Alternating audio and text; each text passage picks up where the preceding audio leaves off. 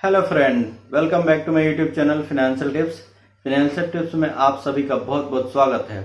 जैसा कि आपने देखा होगा कि हाल ही में आरबीआई ने अपनी मॉनेटरी पॉलिसी जारी किए हैं और इस पॉलिसी में उन्होंने अपने रेट्स में कोई बदलाव नहीं किए हैं। यानी बहुत सारे रेट्स होते हैं, repo rate, marginal standing facility rate, reverse repo rate, bank rate. तो आरबीआई ने इनमें कोई बदलाव नहीं किए हैं। इसके पीछे रीजन है कि अभी जो कोविड की वजह से जो इम्पैक्ट आया है, जो मार्केट में पैसे नहीं है लोगों के पास, लोगों का बिजनेस ठप हो गया, इसकी वजह से मार्केट में लिक्विडिटी कम हो गई है। तो इस मार्केट में कैश फ्लो को बढ़ाना है, तो जो लोगों के पास पैसा है वो लोग निकालें, अपना खर्च करें, ताकि लिक्विडिटी मार्केट में बनी रहे, मार्केट में पैसा बना रहे, ताकि लोग पैसे का इस्तेमाल कर सकें। तो इसमें बहुत सारे रेट्स होते हैं, उस रेट के कॉन्सेप्ट के बारे में समझते हैं और इससे क्या इम्पैक्ट पड़ता है, इसके घटने और बढ़ने से क्या इम्पैक्ट पड़ता है इकोनॉमिक के ग्रोथ पे और इन्फ्लेशन डिफ्लेशन पे। तो इस चीज को आइए समझते हैं। पहला है मार्जिनल स्टैंडिंग फैसिलिटी रेट। जब बैंक ये कहता है कि मुझे एक दिन के लिए पैसा चाहिए, यानी रातों रात के लिए मुझे पैसा चाहिए, कल तो मैं लौटा दूंगा आपको, तो आरबीआई कहता है ठीक है। तो जब आप एक दिन के लिए अगर आप लेंगे तो आपका जो इंटरेस्ट रेट है वो मार्जिनल स्टैंडिंग फैसिलिटी जो रेट है वो लगेगा। तो इस तरीके से मार्जिनल स्टैंडिंग फैसिलिटी का जो रेट है उस पर तय हो जाती है और बैंक आरबीआई से पैसे लेकर के आ जाते हैं और जो भी पब्लिक को अगर चाहिए तो वो दे देते हैं। नेक्स्ट है रेपो रेट। जब बैंक आरबीआई के पास जाते हैं और कहते हैं कि मुझे तो 2 से 14 दिन के लिए पैसे चाहिए, मैं ज्यादा दिन के लिए होल्ड नहीं करूंगा, तो इस तरीके से जो 2 से 14 दिन के पीरियड के लिए जो भी रेट अप्लाई होता है वो होता है रेपो रेट। यानी जब आरबीआई बैंक को 2 से 14 दिन के लिए लोन देती है, पैसे देती है, तो उस पर रेपो रेट अप्लाई होता है, जो कि आज के दिन में 4% है। नेक्स्ट है बैंक रेट। जब आरबीआई बैंकों को 14 दिन या उससे ज्यादा के लिए पैसे देती है यानी लोन देती है, तो वो बैंक रेट पे देती है, जो कि आमतौर पे रेपो रेट से ज्यादा होता है। तो इस तरीके से जब आरबीआई पैसा देती है बैंकों को तो उसमें 3 रेट हैं। मार्जिनल स्टैंडिंग फैसिलिटी रेट, जो कि एक दिन के लिए होता है अगर बैंक एक दिन के लिए लोन लेते हैं, और रेपो रेट जब बैंक आरबीआई से 2 से 14 दिन के लिए लेते हैं और 14 दिन के लिए ज्यादा के लिए लेते हैं तो उनपे बैंक रेट अप्लाई होता है।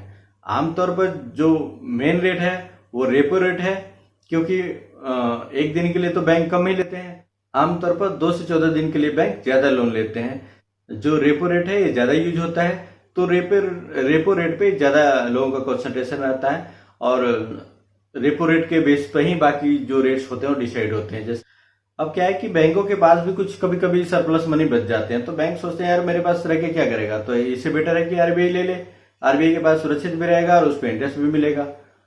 तो जब कभी भी बैंकों के पास सरप्लस पैसे होते हैं तो आरबीआई को दे देते हैं। जैसे मान लीजिए कि आप कभी वीकेंड पे होता है, सैटरडे छुट्टी है, संडे छुट्टी है, और फ्राइडे को उसके पास पैसे बच गए, तो आरबीआई को देते हैं कि ले लो भैया, मेरे पास अभी मैं रख के क्या करूंगा, आपके पास सुरक्षित रहेगा। तो आरबीआई पैसे तो रख लेता है, तो बैंक कहता है भैया आपने पैसे रखे हैं तो फिर आप जो भी करेंगे, लेकिन मुझे तो इंटरेस्ट चाहिए ना। तो वो कहते ठीक है, तो अब मैं तो इतना बेवकूफ नहीं हूं, मैं तो जब भी दूंगा ज्यादा पे दूंगा, ज्यादा रेट पे, और जब लूंगा तो कम रेट दूंगा। तो आमतौर पे क्या होता है, जब बैंक आरबीआई को पैसे देते हैं तो आरबीआई उनके बदले उनको ब्याज तो देता है, लेकिन रेपो रेट की तुलना में कम देता है। यानी जब बैंक आरबीआई को पैसे देते हैं, जो रेट अप्लाई होता है उसको रिवर्स रेपो रेट कहते हैं। अब इसका यूज इन्फ्लेशन डिफ्लेशन को कंट्रोल करने में कैसे यूज होता है, आइए इस चीज को समझते हैं। मान लीजिए कि अभी जैसे कोविड की वजह से क्या है कि बहुत लोगों का बिजनेस चला गया, बहुत लोगों का बिजनेस डाउन हो गया, बहुत लोगों की नौकरी चली गई, तो हमारी इकोनॉमी में कैश का एक शॉर्टेज हो गया, लोगों के पास पैसे नहीं रहे। तो लोग क्या करते हैं, बैंकों के पास जा रहे हैं, तो बैंक भी उनको लोन दे रहे हैं, लेकिन वो हाई रेट अभी भी चार्ज कर रहे हैं। तो सरकार ने बैंकों को कहा कि भाई ऐसा कीजिए, आप थोड़ी अपनी आरबीआई को कहा कि अपनी थोड़ी पॉलिसी आप अपना ईज कीजिए और रेट थोड़ा घटाइए। तो आमतौर पे सरकार वैसे उनको आरबीआई को एडवाइस देती है कि आप अपने इकोनॉमी में ग्रोथ में भागीदारी निभाइए। तो इसके लिए आपको रेट कम करने चाहिए। तो आरबीआई क्या करती है कि इकोनॉमी में कैश फ्लो बढ़ाने के लिए वो रेट कम कर देती है। अब जैसे वो रेपो रेट कम कर देगी तो क्या होगा कि आरबीआई बैंकों को सस्ते रेट पे लोन देगी, तो इस तरह बैंक भी आगे पब्लिक को सस्ते रेट पे लोन देंगे, जब भी उन्हें अगर रिक्वायरमेंट हुई तो वो देंगे। तो इस तरीके से क्या होता है कि जब कम रेट पे लोन मिलता है तो बहुत सारे लोग आके पैसे लेते हैं कि चलो भाई मेरा बिजनेस डाउन हो गया तो कम रेट पे मिल रहा है तो मैं पैसे लेकर के अपना बिजनेस को ग्रोथ करता हूँ, जब पैसे आएंगे तो फिर लौटा दूंगा। तो इस तरीके से मार्केट में लिक्विडिटी बन जाती है और कैश फ्लो बढ़ जाता है। तो इस तरीके से जो मंदी का दौर है वो धीरे धीरे आरबीआई अपना रेट कम करके इस जो मंदी के दौर को खत्म करती है। एक दूसरा दौर होता है इन्फ्लेशन का, जब महंगाई बहुत बढ़ जाती है, लोगों के पास पैसे ही पैसे रहते हैं, लोग कोई भी सामान खरीदने के लिए सोचते नहीं है कि हाँ मुझे कितना प्राइस पे करना है, बस वो खरीदते जाते हैं और जिस प्राइस पे मिले उस प्राइस पे वो खरीदते जाते हैं क्योंकि उनके पास पैसे होते हैं।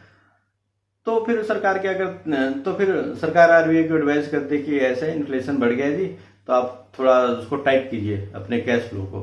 तो आरबीआई क्या करती है फिर कि वो रेपो रेट को बढ़ा देती है, यानी तो इस तरीके से आरबीआई देश की अर्थव्यवस्था और इन्फ्लेशन डिफ्लेशन में अपनी इस तरीके से भागीदारी निभाती है। अगर आपको वीडियो पसंद है तो लाइक शेयर सब्सक्राइब करें। Thank you.